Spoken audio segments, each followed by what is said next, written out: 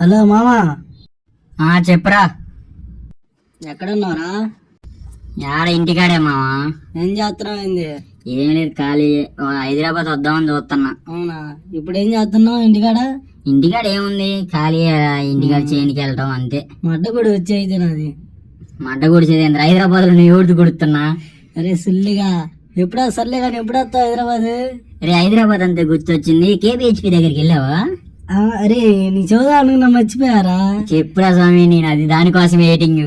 అరే మొన్న వెళ్ళారా కేబిహెచ్పికి? వెళ్తే ఆడ కనిపించారు అమ్మాయిలు.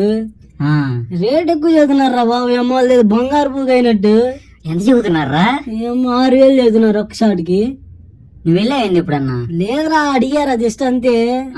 అమ్మా వాళ్ళని అడుగుతుంటే ఒకడు వచ్చిండ్రీ, షర్టు ప్యాంట్ వేసుకుని ఉన్నాడు వాడు. అమ్మ వాడి వస్తావా బావా అంటున్నాడు వాడు. వాడు నా తగులుకున్నాడు. ఏందిరా బాబు, వస్తావా 500 అంటున్నాడు వాడు. వెళ్ళొచ్చుగా. అరే వాడు మగోడ్రా, కానీ ఉన్నాడు. ఏం కాదు, నీ పెళ్లి అయినా కూడా నువ్వు అటు ఇటు తిరుగుతున్నావు. అరే ఇప్పుడు అదెందుకు లేరా ఫోన్ లో పెళ్లి గురించి? మళ్ళా పెళ్లి గురించి మళ్ళీ నువ్వు వేరే పువ్వుల కోసం చూస్తుంటే అట్రా. ఒరే అదే ఇది ఇదేరా బాబు. ఎవడరా నువ్వు? ఉన్న పువ్వుని పిచ్చెక్కించాలి గానీ లేని పువ్వుల కోసం ఎందుకు వెతుకుతున్నావు? అబ్బో నువ్వేమన్నా తక్కువైంది? నువ్వు పెట్టుకున్నావు ఊర్లో ముగ్గురిని, 3 దిక్కుల. శ్యామల ఒకటి, రత్నమ్మ ఒకటి, ఇంకో పేరేందిరా? అదిలే ప్రియా. ప్రియానా? మన ఈ శ్యామల ఏమంటది మరి? శ్యామల అప్పుడప్పుడు ఫోన్ చేస్తా ఉండిద్ది. మనం పోయామంటగా. పోయాన్రా. ఏమైంది? ఏందంటే ఆ రోజు పిలిచింది, ఫోన్ చేసింది.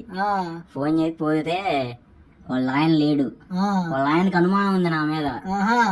ఏ ఊరకు ఫోన్ చేసిందని. ఇద్దరం లోపల ఉన్నాం. లోపల ఉంటే మీ ఇద్దరం ఉంది. హఠాత్తు వాళ్ళ ఆయన డౌట్ తో తిరిగి వచ్చి తలుపు కొట్టాడు. నేను లోపలే ఉన్నా.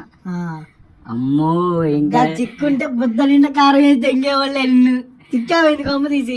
చిక్కేవాడిని కాదు, కొంచెం జస్ట్ మిస్ రా. లేదంటేనా ఆ రోజు ఏమైందంటే నన్ను మంచం కింద దాబెట్టింది.